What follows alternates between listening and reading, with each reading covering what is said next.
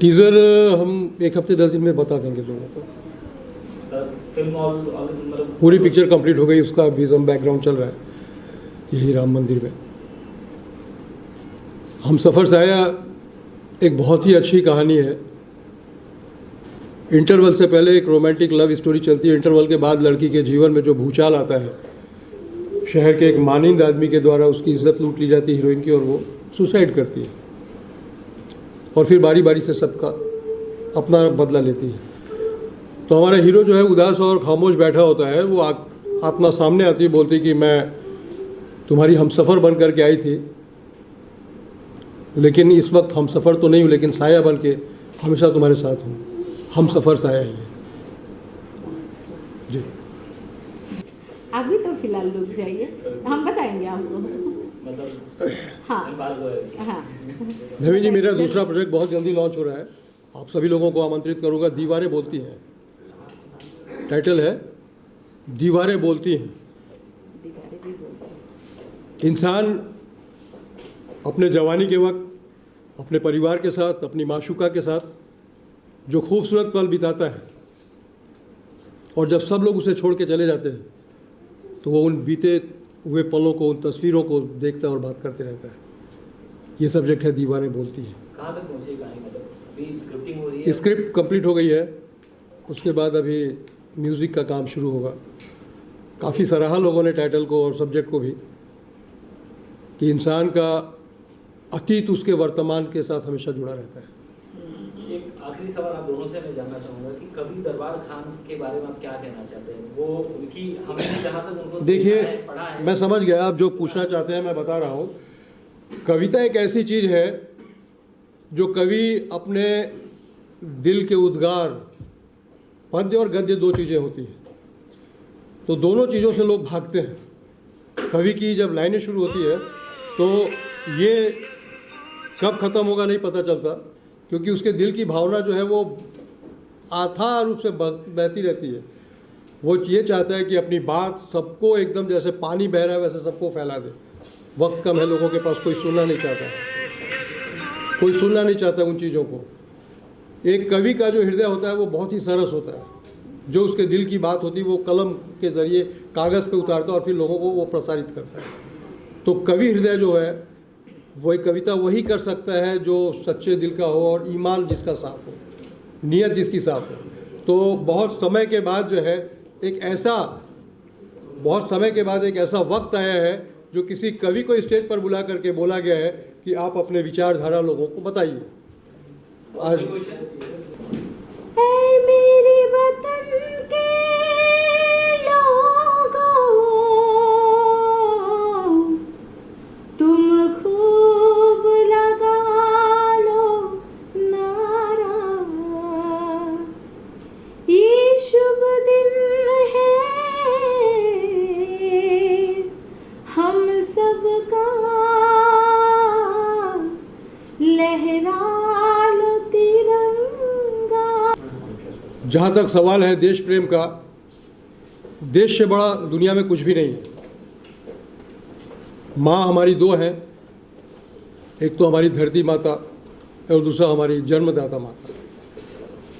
देश जिसमें सभी धर्म के लोग, सभी जाति के लोग, किसी भी धर्म से बिलोंग करने वाले लोग हों, एक देश में समाहित होते हैं, एक देश में रहते हैं। वहाँ जातिवाद की बात ही नहीं आती। जब तिरंगे के नीचे आकर लोग सलामी करते हैं या जन गण मन का आह्वान करते हैं, तो उस वक्त जो है किसी भी जाति का या किसी समुदाय विशेष की बात नहीं रह जाती है। हमारे देश को बांटा है कुछ चंद लोगों ने सिर्फ अपने लाभ के लिए। उन्होंने ये नहीं देखा कि हम एक भाई को बांट रहे हैं, भाई भाई में बंटवारा कर रहे हैं। हम पूछना चाहते हैं, जिस वक्त किसी मरीज को खून की ज़रूरत होती है, तो जब ब्लड लिया जाता है तो ये पूछता है कोई क्या कि ये हिंदू का खून है या मुसलमान का खून है। उस वक्त ये होता है कि कैसे भी इसकी ज़िंदगी बच जाए। ये भावना सबके अंदर होनी चाहिए। ये जात पात हमारे कर्मों के हिसाब से बनाया गया है।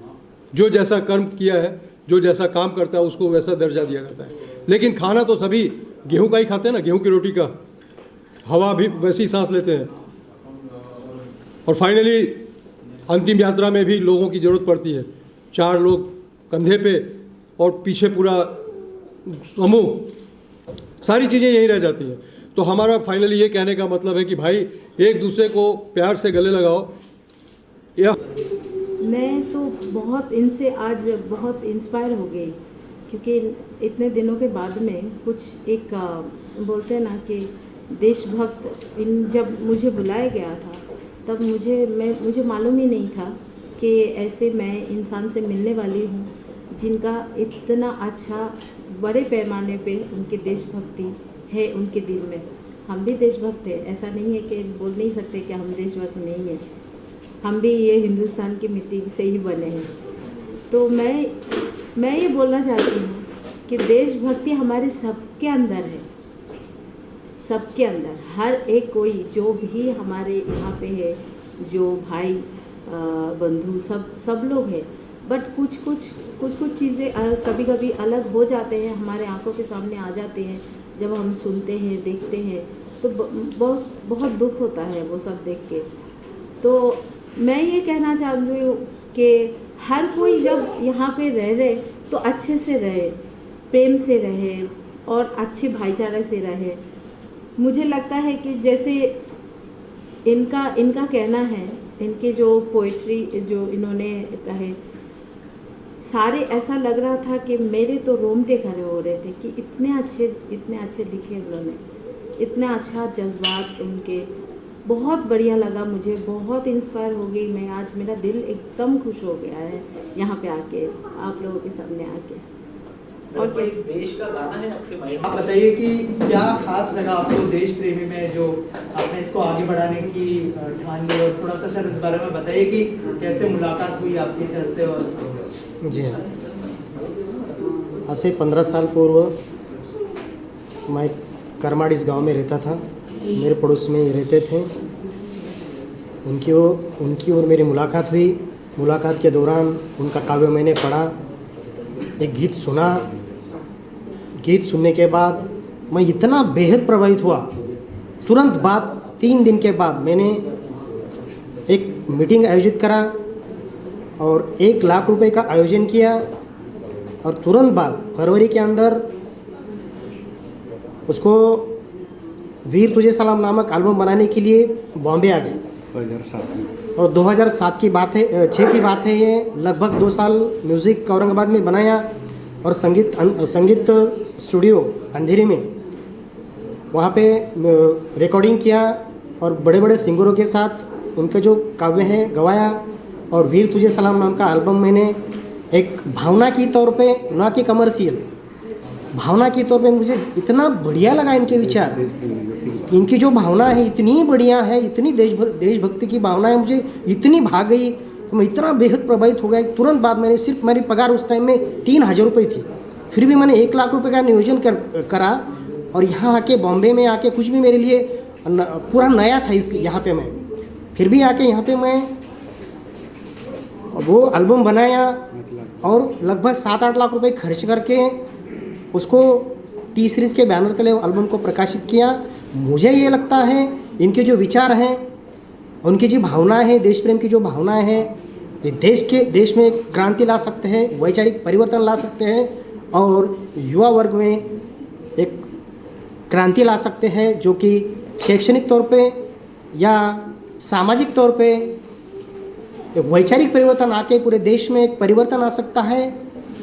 अगर वैचारिक परिवर्तन आ सकता है तो यकीनन आर्थिक परिवर्तन आ सकता है और भारत एक संघ भारत, जो कि आज हमें ज़रूरत है और डिमांड है कि देश को इस विचारों की, तो निश्चित तौर पे ये इनके जो विचार हैं देश के लिए लाभदायक है, प्रेरणादायी है और अत्यंत महत्वपूर्ण है। इनके विचार लोगों तक जाना। मैं प्राउड ये फील कर रही हूँ कि आप सब लोग यहाँ आए हैं। इस बात के लिए बहुत कम लोग आते हैं, सिर्फ वो 26 जनवरी या 15 अगस्त ही होता है जिस दिन हम झंडा लहराते हैं, वहाँ खड़े होते हैं, कोई दिन नहीं होता है। और ये जो 35 साल से रह रहे हैं अकेले, वो भी बहुत बड़ी बात होती है। मतलब हमें बहुत लोगों का साथ चाहिए होता है, फैमिली का साथ चाहिए होता है, पर वो अकेले रह रहे हैं। और मैं चाहती हूँ जो फिल्म बनाना चाहते हैं वो ज़रूर बने, मतलब मेरी ये इच्छा है, क्योंकि देश प्रेमी होना बहुत बड़ी बात है और इतना अच्छा नाम है ये। मुझे लग रहा है किसके लिए ये नाम रखूं मैं, ये देश प्रेमी बहुत अच्छा नाम है। आप देख रहे हैं सक्षम न्यूज इंडिया, सबसे पहले सबसे तेज।